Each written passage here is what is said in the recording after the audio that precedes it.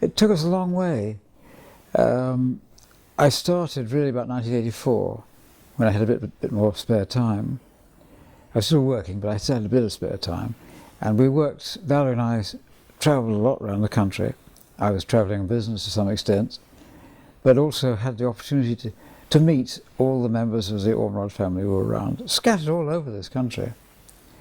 And that went on really up till 1989. And I culminated in my biography of George Ormerod, which was published in 1989. The work started really with trying to meet members of the family who were obvious from that which we'd read. And the most important member of the family at that stage was called Patrick Ormerod, who was a direct descendant of the historian, and he lived in Kent. He was the holder and bearer of the coat of arms of the Ormerod family. So I went down there, and I discovered that George Ormerod's records were all up in his attic. That's to say, the papers which Ormerod had collected during his time were there, quite openly and loosely stored. We had actually the worry straight away that perhaps that wasn't an ideal way of looking after them, but they did belong to the family. And I know that the idea of moving those records to Chester, to the Cheshire Record Office, had been brought up before, but the family were definitely against that and wanted to hold on to the records. And that has remained the case for a long time.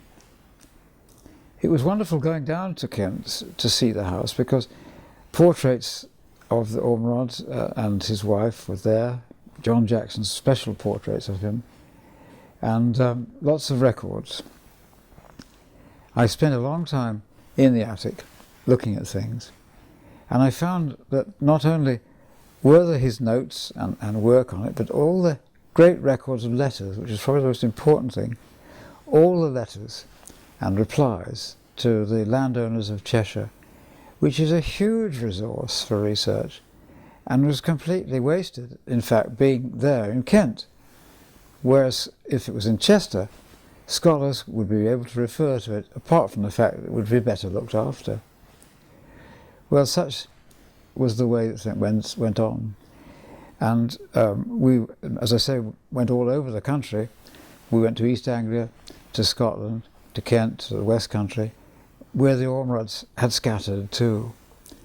And we gradually, by talking to people, by writing and by reading information that we came across, built up a whole picture of his life.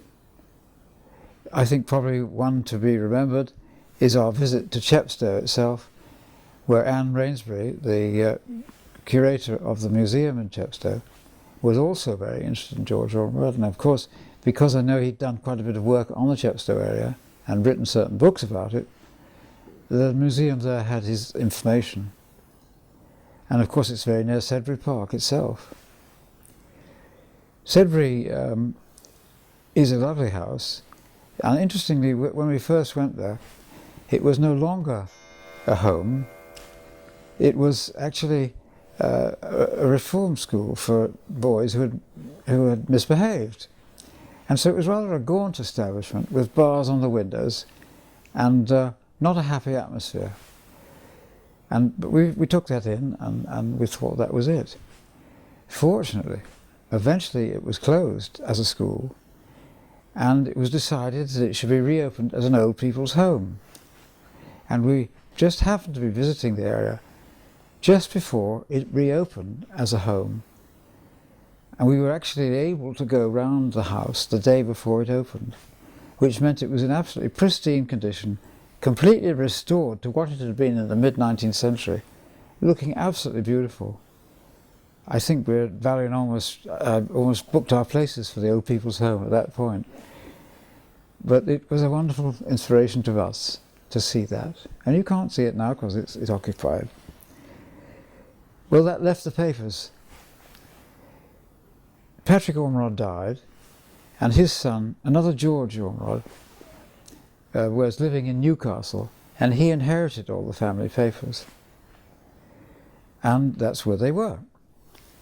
again I went up there, and I saw that while they were marginally better looked after than they had been in Kent, it was still a problem, I thought, and really they ought to be in Cheshire.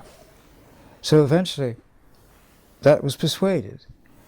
Jonathan Pepler went up there and he talked to George, and he persuaded George to allow him the papers to come down to Chester. And that is to say, all the papers that he had connected with the history of Cheshire came down to Chester only last year. And there they are now in the Record Office, and have been consulted by people already, and are available, and as well are being looked after really well, correctly. And that includes all those wonderful letters, great volumes of letters written by Ormerod and the landowners of Cheshire. Terrific mine of information there. I can say that, in fact, still in Newcastle are all the papers connected with the Chepstow and Sudbury end of the family's history. And that remains a point I've actually taken up with Anne Rainsbury and suggested that they make an effort at the museum in Chepstow to get those papers down there. Whether that'll happen, I don't know. But it's apparent now that the family, the Ormerod family, has changed their mind. They're quite happy for those papers to be loaned out. Not given, but obviously that's the way the Records Office works, to be loaned. And that's where they are.